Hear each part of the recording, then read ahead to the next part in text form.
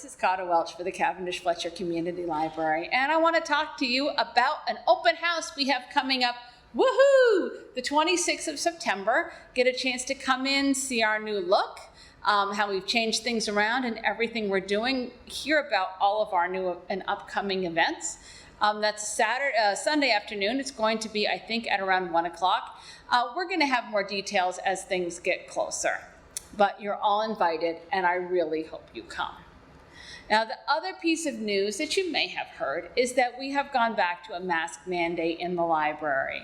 Obviously, I'm not wearing one right now, but with the Delta variant surging, the library, out of an abundance of caution, is requiring masks for anyone who comes in over the age of 2, vaccinated or unvaccinated, and we have masks at the door.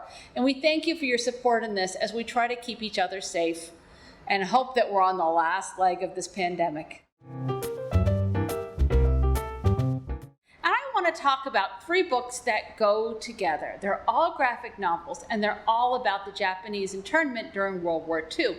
Now, this topic has become kind of hot in the last 5 or 6 years, almost as though it's being rediscovered and people are writing about it.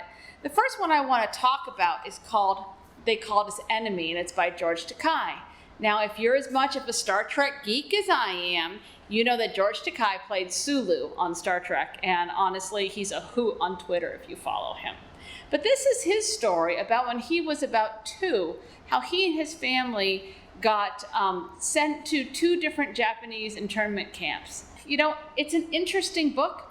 I kind of feel like I have a little bit of guilt, even though I wasn't there reading about how they were treated, but it's very well done and it's very interesting.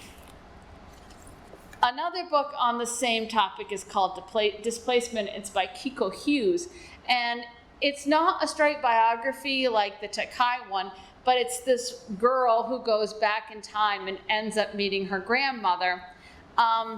It's a pretty good telling of what the camps were like. I mean, I wasn't there, but I'm guessing. The end is really kind of weakened.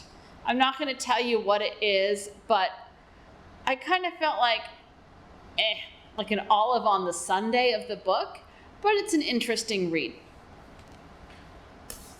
And then this last one is called We Hereby Refuse, Japanese American Resistance to Wartime Incarceration.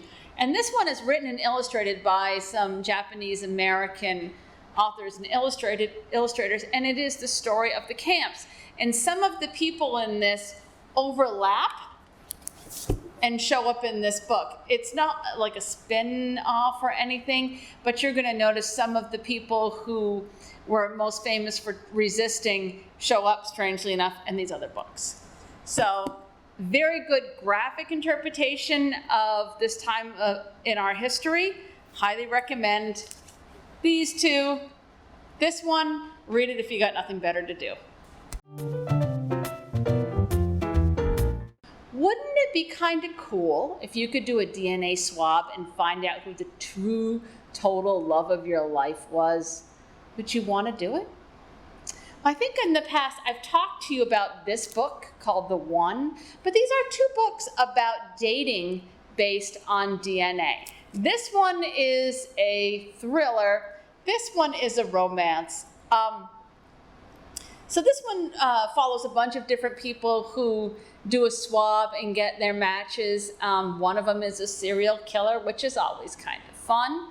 This one is kind of like a Big Bang Theory romance where you've got this seriously geeky guy who gets matched by this kind of, oh golly, I guess you'd call him just a girl next door type. And it's a charming romance and nice, light read. But it's kind of interesting to juxtapose them together. So, both great books, the one by John Mars and this new one, Christina Lauren, The Soulmate Equation.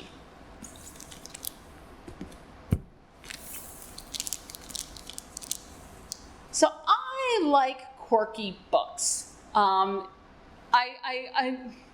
little bit of sci-fi mixed in, a little bit of anything. This book, The 22 Murders of Madison May by Max Berry, is kind of a Twilight Zone-ish read. So there is this guy who is traveling from different realities, and he is a nut bar serial killer who wants to kill this woman called Madison May. And depending on the reality she's in, Madison May, sometimes she's a movie star, sometimes she sells houses. So naturally, this woman who is a reporter gets recruited to try to stop her. And there's this rock that they use to go from dimension to dimension. So this book made me think of the Loki TV series that's on Disney Plus right now about time variance and how one small thing can change anybody's world. So I found this a very entertaining read, and I highly recommend it.